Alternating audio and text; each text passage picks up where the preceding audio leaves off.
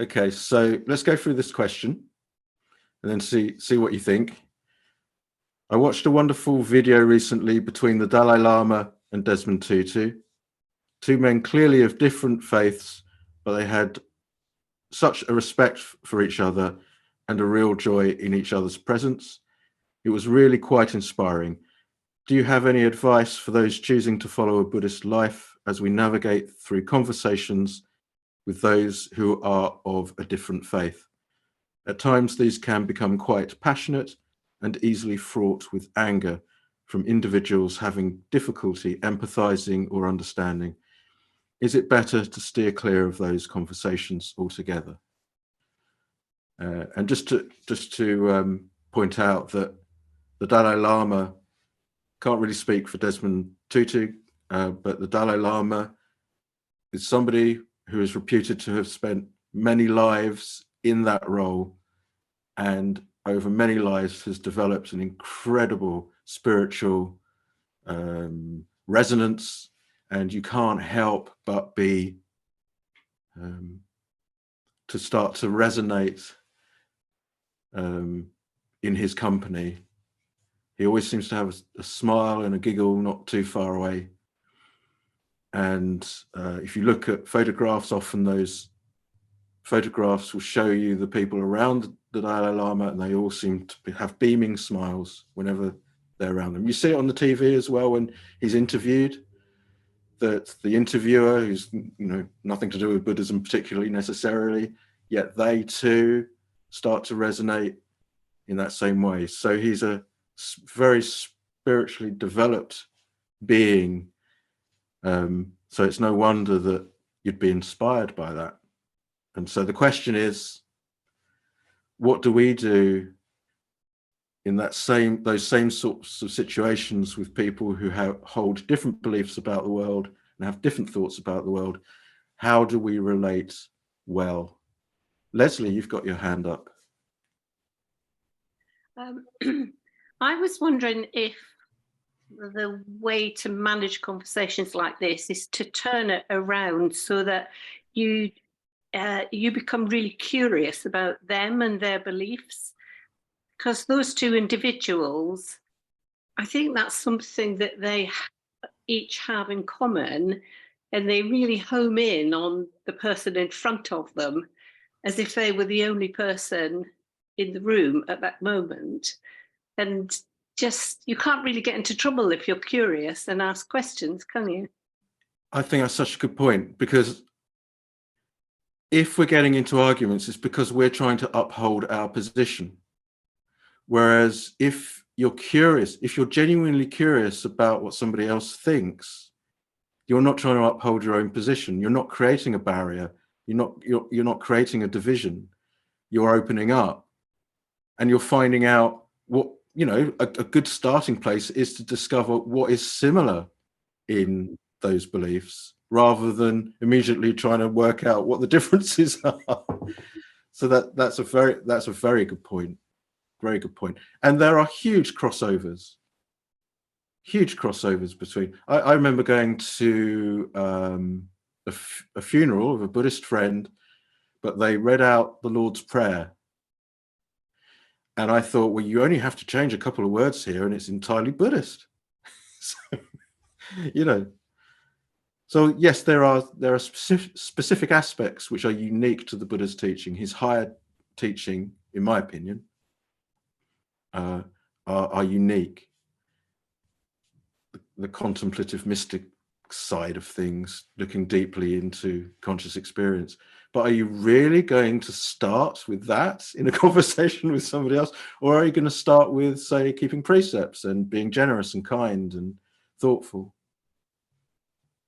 Yeah. Anybody else got? Mark? Yeah, I was. I don't really have any experience of, having a kind of discussion or dispute with people of another religion. What comes up quite a lot for me is when people, it's discussions around mindfulness, And I get a lot of people saying, "Oh yeah, I tried that mindfulness, and I got that Headspace app. You know, I downloaded that, and I was trying really hard to get calm, and I couldn't do it. So I just thought, screw it, kind of thing." And I kind of find myself, oh, sorry, I kind of find myself, wanting to, like wanting to express, well, I'm not really sure that's mindfulness. In fact, I think you're probably trying to do the opposite, but but also on the other hand, thinking, well, any kind of meditation is great, right? And any kind of endeavor is a fantastic, and I wish them all the best. But then the darker side of me maybe kind of thinks, no, that's you're wrong. Yeah, I mean, it's very understandable that we do have, we found it to be so beneficial. I mean, I still get that, when confronted with somebody who's, being less than entirely enthusiastic about all of this, and knowing from my own experience that it is so very beneficial. It's a difficult situation, but you can lead a horse to water, but you can't make it drink, and all of this. And I think that actions do speak louder than words, because if you get all upset about it, then really you're not in a better position. If you, however, are content to develop your spiritual practices and develop your path, as a natural consequence of that, you become spiritually mature, equanimous, peaceful. You're somebody that people find that they can rely on, because you're not gossiping, you're not being harsh in your speech, you're keeping the precepts, and so you become somebody that other people turn to. And it's that thing of follow the path and let that speak for you. Yeah. Rebecca, or is it Maxine? One of you. You need to unmute. I think the relation, the thing with the discussion between the Dalai Lama and Desmond Tutu is they had great respect for each other, regardless of the difference. And I think that is an important thing. Have respect for the other person, regardless of their difference and the way they think differently from you. Not to make assumptions that they are worse than you. There's this wonderful scene where Desmond Tutu was taking communion, and he offers the chalice to the Dalai Lama, and of course that's kind of going to be and he just dips his finger in, and it's this kind of symbolic "I'm with you, but I'm not sort of transgressing my own rules." It was just very That's the thing about deep wisdom, isn't it? It appears so simple sometimes. And the rest of us are freaking out, going, "Oh, what do I do? What do I do?" So you just, but that's what you get from, and like, irrespective of the way in which two different traditions describe things, truth is true for everyone, irrespective. There aren't shades of truth. There isn't a truth for this tradition or that tradition. They are different ways of approaching truth. And what unites us all is that underlying unboundedness that expresses itself in all these diverse ways. So if you understand that, and I know it takes quite a lot of work to really truly come to understand it, but if you understand that, you see that you have unity and diversity each and every moment of existence. So what's the problem? And it's all to do with ideas and views and protecting identity and persona and so forth. But so if the outlook is one of respect, curiosity about the other, and focusing on what similarities, that goes a long, long way, I think. Roland. Yes, thank you. The trouble is waiting to make an answer. You forget what you were going to say. But one thing I noticed about Desmond Tutu as well, he also had a wicked laugh and a sense of humour. And I think laugh, you sure? Well, a giggle. He giggled a lot. And I think this is a sign of great people, great wise people, is that perhaps they don't take themselves too seriously. Yeah. And going back to the question, should you discuss it with other people? Personally, I've never had a problem when somebody wants to talk about it. My philosophy, I'll talk about it. Yeah. I don't tend to go out of the house and say, by the way, everybody, I'm a Buddhist. But if they want to come and talk to me about it, and I've only once in my life with a friend who's quite a strong evangelical Christian had a little bit of tension, shall we say, but it was all resolved amicably. So it's fine. If somebody wants to talk about it, I'll talk about it. But if they don't, it won't bother me either way. Yeah. Very, very good point. Yeah. So Maxine and Rebecca, is it all right just to mute yourselves? Mm-hmm. Just to go back onto mute. Thanks. Something, you're still unmuted, sorry. Oh no, you're gone. Sorry. Yeah. I was looking at my own not being muted. Something I just remember, I think it's in the Pali Canon, the Buddha pointing out that where someone is disputing with you about the Buddha's teaching, you can ask, if they are open enough to allow you to ask questions, you can ask questions like, would, say, take the example of, say, keeping the precepts, would undertaking the training in restraining from harming or killing living creatures, would the results of that be pleasant or painful? Would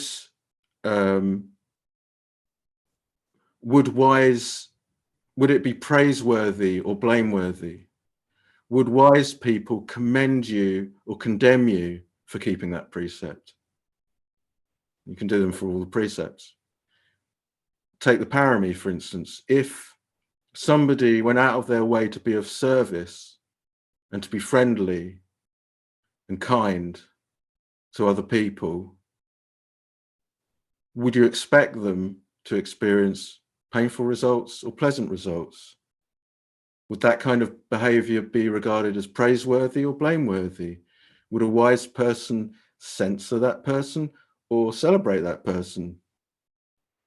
And you can go through the entire training up to and including the reduction and elimination of passionate craving through insight, and say, well, will the results of that be pleasant or unpleasant? Would wise people commend such behavior or condemn it?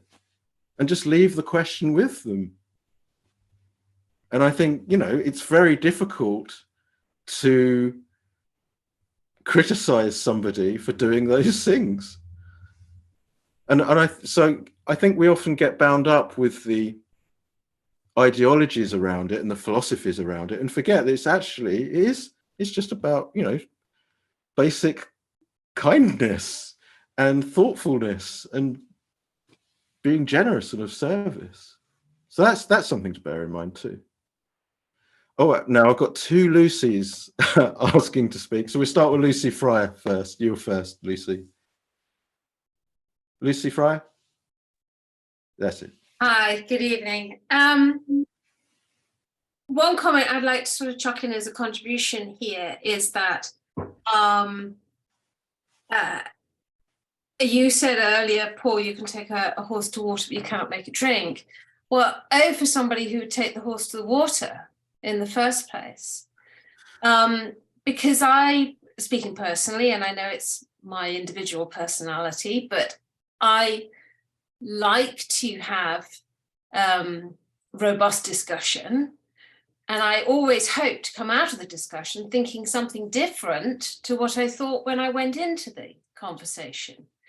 But one of the problems I think is actually people are so busy being polite that it's like, it's like trying to make a clay pot out of a blancmange. You can't, every time you ask a question or put forward a suggestion or something like that, they sort of shrink back and won't.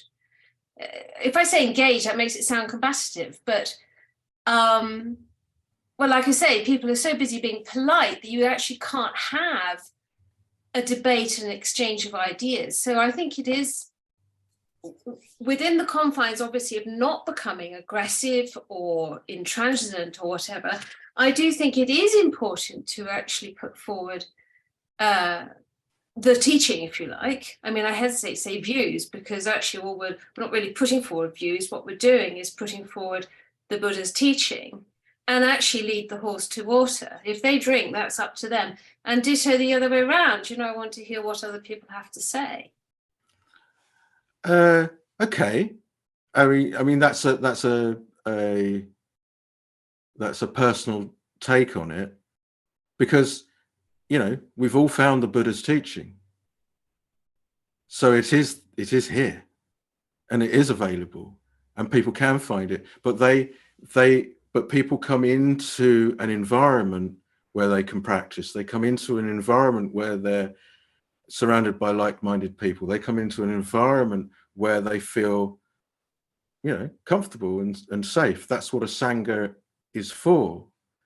And it is the best kind of environment in order to do this kind of work. Now, if you're outside of that and your own individual personality is, you're fairly robust and you're able to express yourself and you want to hear from other people, then that's fine. And if you know your own mind, and you know that you're not coming from hatred, and you know you're not being aggressive, and you are you know, you can be robust and still curious. You can be robust and still want to have an open discussion about things, then that's, you know, that's fine. But there are also people that genuinely, you know, I mean, I put myself in this situation because essentially Alan asked me to. And I do feel it's a duty, and I feel it's part of the parami, you know, so I'm happy to do it, but I'm also aware that I'm putting my head above the parapet. And sometimes I would rather not, because actually my favorite thing to do in the world is to sit quietly with my eyes closed. It's not being out there. So we're all different. And I just think to a certain extent that has to be taken into account. But if that's somebody's personality and they're robust in that, but they're able to step back and allow somebody else the room to speak and to express and to have a lively debate in that way, that's fine. Essentially, the only problem is if there's craving, hatred, and delusion in the mind. If there isn't, then you're free to do what you see fit. Does that sound like am I just being polite?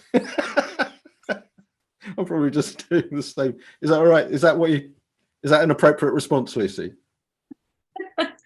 Well, yes. I mean, you've essentially said what I was saying, but in answer to the original question, should one avoid these conversations altogether? I think the answer is a resounding no. I think one should get in there. Oh, right. Stuck in. With a view of mutual truth seeking. Well, yeah, if that's what the other person wants to. I mean, so you do have to, you do have to test the ground a little bit and make sure that that's what the other person wants to. But yeah, should we steer clear of those conversations? No, but I don't feel that you should necessarily have to go out looking for it either. You know, like I think it was Roland said, you know, if somebody asks, I'm happy to discuss it. You know, which is essentially is my policy. You know, if nobody puts their hand up, I mean, it'll be a very short Zoom meeting, but there you go. So yeah, okay. Lucy, other Lucy. Yes. No, I was just thinking, why would a meditator ever want to change someone's mind? Why would it ever get to kind of heated or anything negative? Maybe I'm just lazy and can't be bothered to have all these robust discussions, but I don't really care. Me neither. I mean, you know, it's if the person that you're with is open enough to be able to discuss things and wants a robust discussion, that's not trying to convert anyone. That's not trying to browbeat anyone. That's an honest conversation between two people about subjects you enjoy. That's absolutely fine. But no, there is no possibility, absolutely no possibility, that you could force somebody to watch transients. It's just not going to happen. You're far better off just living your life. In that sense, you're just far better off living your life and fulfilling your own spiritual practices and allowing your own nature to express that in whatever way it expresses it. And if somebody is curious because of your behavior rather than what you say, your behavior, then they'll come and ask, won't they? And if nobody comes and asks, you just carry on. But yeah, you can't force feed this to anyone, not this stuff. But the mundane side of the Buddha's teaching, that's there are plenty of other teachings that have similar similar practices within them. They're just called different things, and they are described slightly differently. I think the major area of contention, any area of contention, would be the Buddha's higher teaching. Now, who's going to get stuck in with that with somebody who doesn't know the subject? Good luck with that. So I can't remember who was next. I think it was Mandy. Yes, to the question, why would you like to convince somebody? I mean, well, no, that wasn't really the question. No, that wasn't the question, but the question before. And okay. I linked on that one also. I was thinking that whenever I am in a conversation about Buddhism, it's mostly the people that are close to me, maybe the people that are, or people that have the same interest, but the people that are close to me, I find sometimes hard if they are not interested, or if they have a different opinion about things, because it's my ego probably, and it's my personality that I find it very interesting to be a Buddhist and to live that way. And if somebody is not, or is thinking differently about it, or is maybe not really understanding, in my opinion, what it is or what I'm doing, I find that quite hard. Yes. Therefore, I think I also noticed that it's therefore that kind of on my path, I'm feeling that I choose different friends, maybe, or different people that are more on the same level or spiritual growing path. If I may say so. Yes, it does. You find just that it's quite tricky on that aspect. And it's not possible with close family members to just find new close family members that agree with you. So a wider friend group, it might be possible. It's possible to you just find like-minded people. Again, that's why we have a sangha. It's exactly why we have a sangha, because it is lonely, not lonely, but you are ploughing your own furrow, and the people around you might not understand. So there's a good question we can ask. What have people found to be beneficial in, because I think if you're talking to family members and you couch it in terms of, well, would a wise person praise or blame me for practicing loving kindness? Those kinds of questions might just help open somebody up, but that's presuming that they're open enough to be able to have that kind of conversation. I'm wondering if there are other ways of people know other techniques that you found to be helpful in sort of putting things across to close family members. And we've got another couple of hands up, so maybe we can think about that, and I can just answer another couple of questions as we go along. Sarah, you got an observation? You got to unmute yourself, Sarah. Hi. Yeah, I was just reflecting on what Mandy was saying, because recently I had the other way round, where the person knows that I'm really into the Buddhist meditation and they have their idea. They're quite intellectual, quite philosophical, and they love to talk about theories, and you know, they're a nice former neighbor, we get on well. But I was kind of being, you're a Buddhist, what about this then? You know, that kind of and he just wants to see what I'll say and kind of, you know, have a kind of pally conversation. And I'm like, ooh. You know, and I do get into it because I love talking, but it kind of gets to the point where it's not really about the Buddhism then. It's about, can I catch you out in your kind of way of talking because I'm very philosophical and I think I'm more clever or something. Yeah, see, because that's coming from ego, isn't it? It's not coming from curiosity. It's not coming from delighting in shared experience. It's not finding common ground. It's coming from trying to boost one's own persona. So in those cases, yeah, I mean, this I've lived the entirety of my Buddhist life. I've lived at the center. I've only ever been around people who are going, yeah, that's reasonable. I don't really hang out with people that go, what are you talking about? So I'm not probably the best person to ask. So let's see if people have got more ideas about how best to respond. Sally.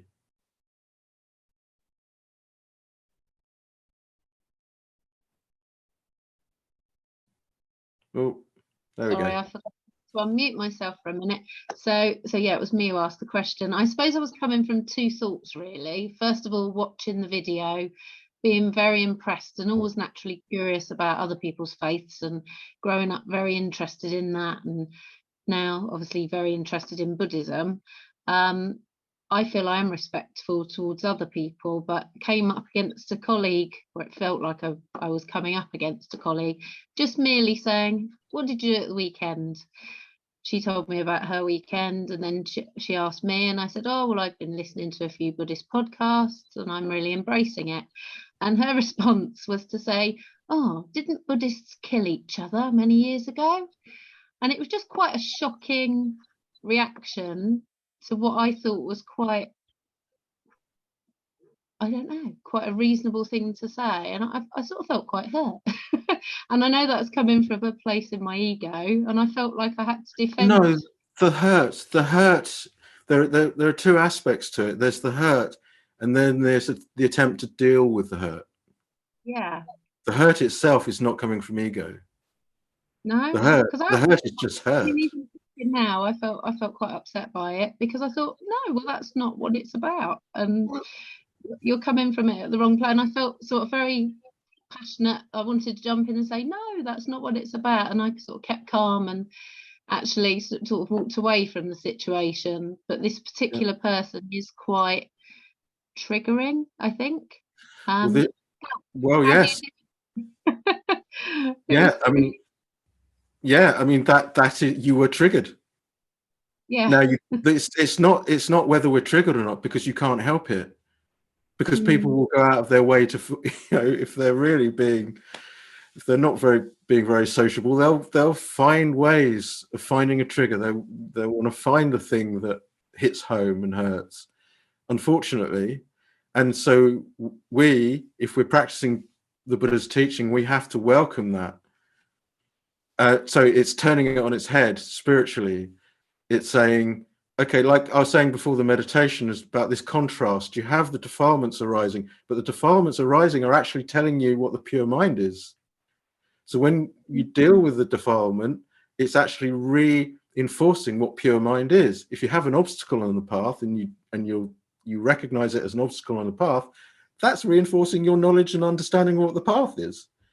Yeah. So if somebody is coming and triggering you, and I'm not saying we're not all fantastic, brilliant workers in mindfulness. We get triggered, it hurts, and sometimes you just have to be willing to walk away and count to 10, be stoical. But then when you come to reflect on it, it's reflecting on the experience of the discomfort, and recognizing and acknowledging the strong urge to defend, to put across the truth of the matter because they've clearly misunderstood and all of this stuff, and that's clinging attachment. And so it's the whole justification condemnation quandary that we get stuck into. It's through our mindfulness learning to acknowledge that and go, aha, here is evidence of clinging attachment to views. Okay, here is painful feeling. Here is, so in a sense they've kind of done us a favor, although it was awesome. you have to be willing to just take that step back. We do become more detached as the more we meditate, and that just gives us the room then, and sometimes just a smile and just like one of these very neutral responses like, is that so? It's not picking a fight, it's not defending yourself. It's so neutral that it's like, is that so? Oh, okay. All right. It's not right as in you are correct. It's just, oh, right. Something neutral like that, and then just step away and just deal with the aftermath. It is all transient. It is transient after all. Yeah. And you don't have to. Yeah, and you don't have to convince anybody of anything. If they're not into it, they're not into it. That's fine. Yeah. No, thank you. Now, Peter.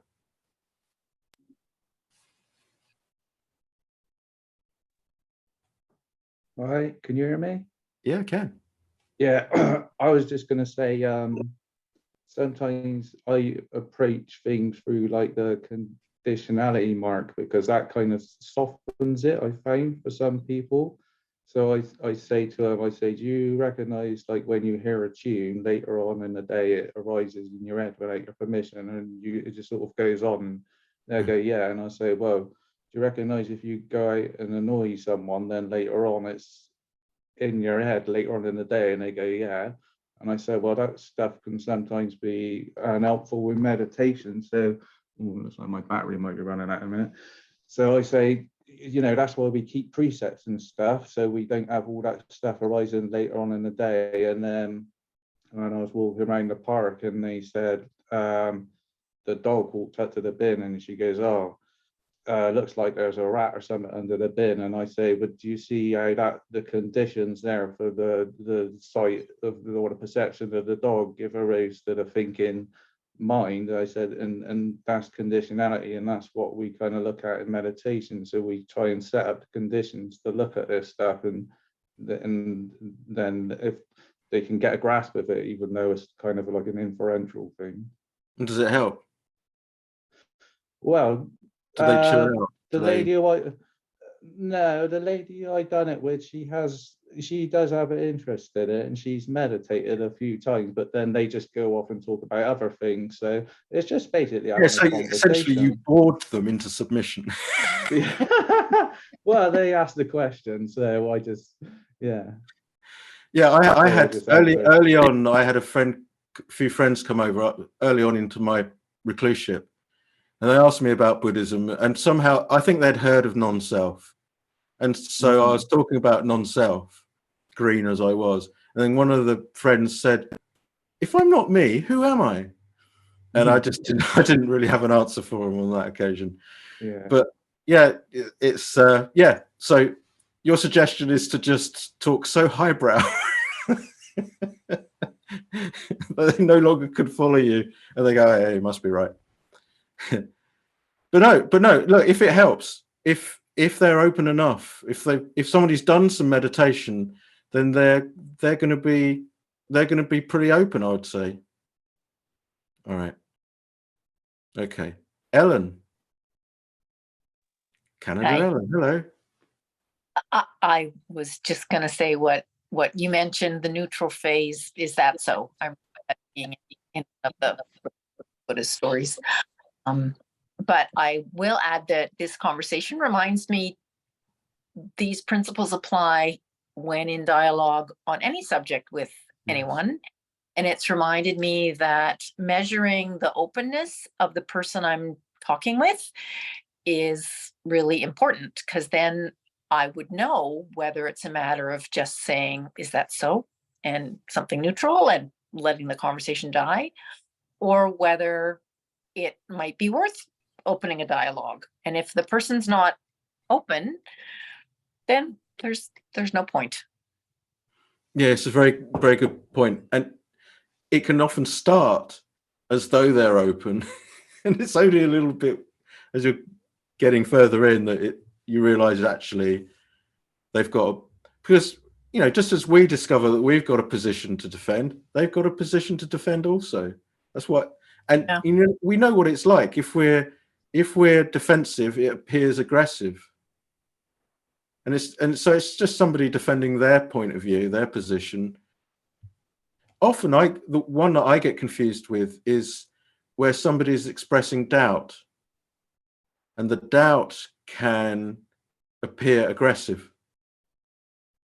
I just can't see how it's possible that blah blah. I'm exaggerating a little bit, but it's got that quality to it. So it's like a jab, a defensive jab. I can't possibly see how.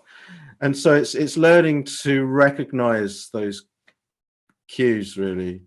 And yes, and then deciding how deep are we going to go here, or do I just placate and just allow things? And wouldn't it be lovely if more people in our world decided to check first as to whether somebody was open before they entered into a discussion with them?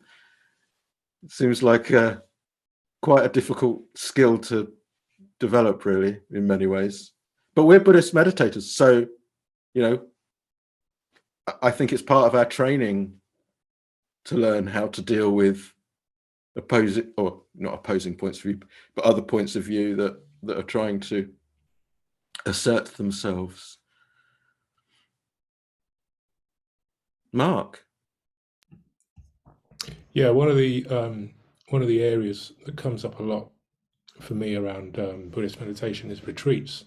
That seems to be the thing that other people have most interest in, especially like colleagues or close friends who know what I'm doing on my holidays. And it usually starts off, I just can't quite believe why I would spend a week's holiday on retreat rather than, I don't know, going to the beach or whatever they do, you know, doing that kind of stuff. Or and then I will, you know, and they're like, you know, you meditate like 8 hours a day, and yeah, you know, and I talk about there being no phone, no news, no social media, and you know, and they start, and you kind of often they start to sort of slightly come round and kind of say, oh, actually, that might be quite nice. And the other aspect to it is they ask kind of then, you know, well, what happens? You know, expecting, I guess, fireworks or something. And I find if I'm actually quite honest about, well, you know, you get, some days you get, you know, or some meditations, on some days you get really peaceful and tranquil. Other days I get a load of craving, you know, I really want a specific coffee, or want a type of food, I want to get the hell out of there. And actually, if I'm kind of talking about it in terms of not trying to appear to sort of, I'm a Buddhist meditator, man, you know, holy Joe, yeah, then yeah, they kind of get into it a bit more, and it's less of a, you know, it's less weird for them. Yes, I mean, let's face it is a really weird thing to do. Oh yeah, for sure. Yeah, I mean, I was thinking as you were just describing the retreats, I was thinking, well, yeah, why would anyone do that? Well, but it is fireworks. I mean, there's so much sometimes, you know, when there's kind of that pleasurable interest going, and it's fascinating, and you know, but people don't understand it. But yes. But you know, they kind of like some of the fewer distractions, bit of peace and quiet. They kind of that side of it. They kind of, you can kind of see. Actually, I think a lot of people would like a bit of that. Yeah, it's like a detox from the phone, detox from the internet, detox from whatever. I mean, often meditators, you know, that tell a work colleague they're going on retreat, and it will be, oh, that must be so relaxing. You know, it's like a pamper. They're being pampered. Yeah. I mean, I was telling somebody just today, actually, that on retreats, we give people pudding. You know, that's pretty amazing. On retreats, you don't normally get, Buddhist retreats, you don't normally get puddings. So, you know, but I know what I was talking about there was like Alan and Jackie recognizing that, especially for us in the West, we put way too much effort in. The work ethic is through the roof. And it is hard work being on retreat. The least we can do is give people relatively comfortable surroundings in which to do the work. You know, for most of us, we're working on doing less in the meditation, not more. Calming down, getting into that spiritual jacuzzi, chilling out, and then doing the work from there, rather than, you know, busting a gut. So the least we can do is provide people with relatively comfortable surroundings in which to do it. I mean, the discipline is there.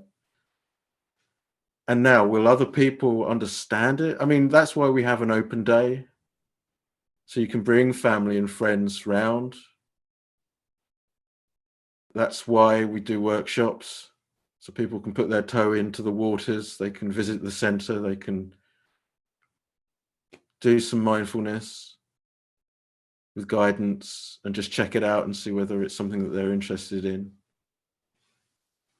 You know, but we're still in that. I mean, it sounds from what you're saying, Mark, that people were open and curious. Yeah, that just seems to be the kind of the in, if you like, for conversations about it with people. When they hear about, or you know, secondhand sometimes. Oh yeah, that see that guy there, he goes on like 2 or 3 retreats every year instead of going on normal holidays kind of thing. So yeah, it's a good opportunity, I think, just to chat to people about it. And as I say, Do they ask you what you've got from it? Do they ask you, well, what's the net result of doing all of that? Yeah, sure. Sometimes they do. Yeah.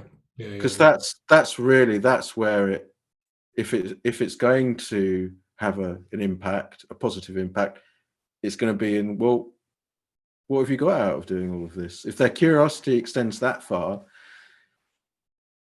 you know, because presumably it's beneficial because you keep doing it. So. But yeah, I mean, what you're saying about when the meditation is in the flow, when you're not fighting, you're not trying to get things right, you've forgotten all about that, and you're just watching experience, phenomena arise, and you're taking an interest. Fascination arises, pleasurable interest, happiness. There's a sense of contentment and ease, knowing that you are doing what needs to be done, and it's so pleasant, it's so nice, yet it's deeply profound.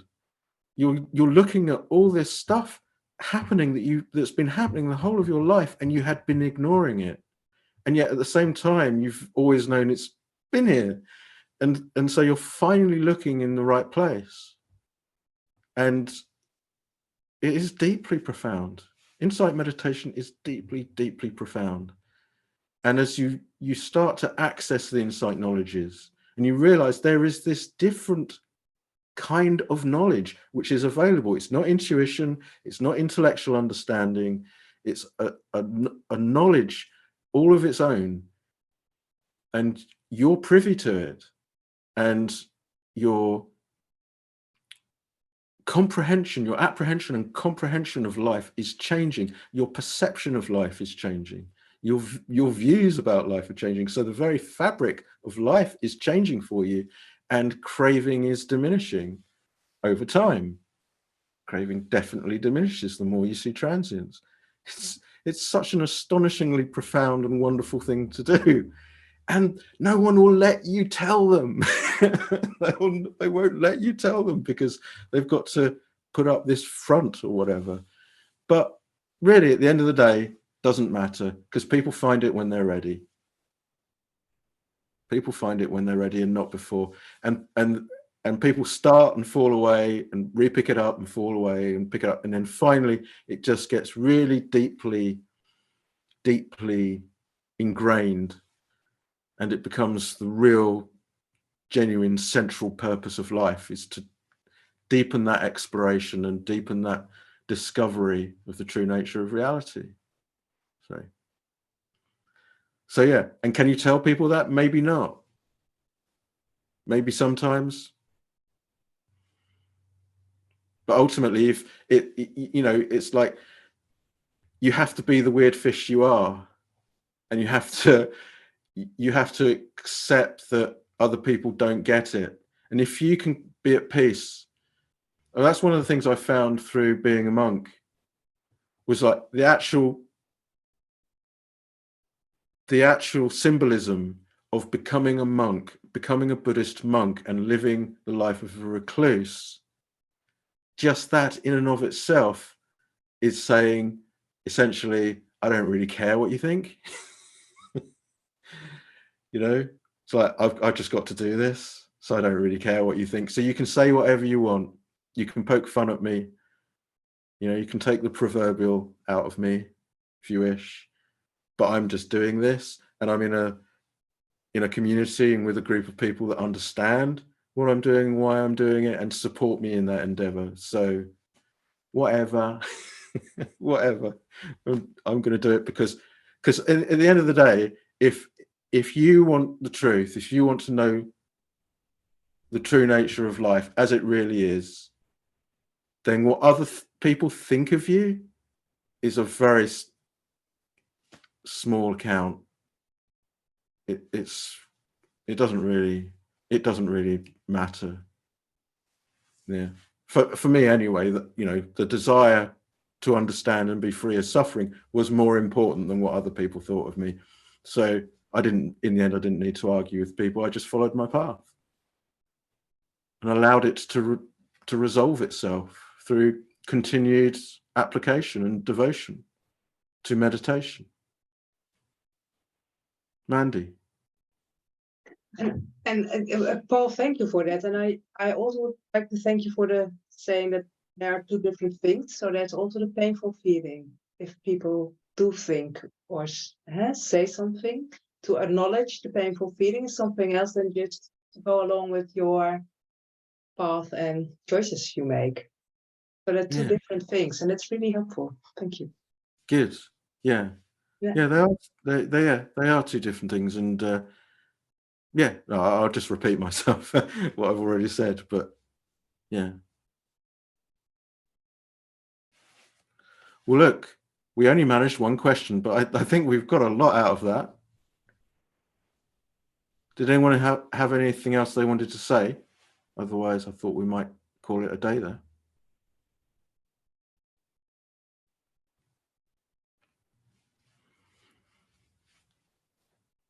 Okay. We're all good to go then. Thank Lovely you. to see you.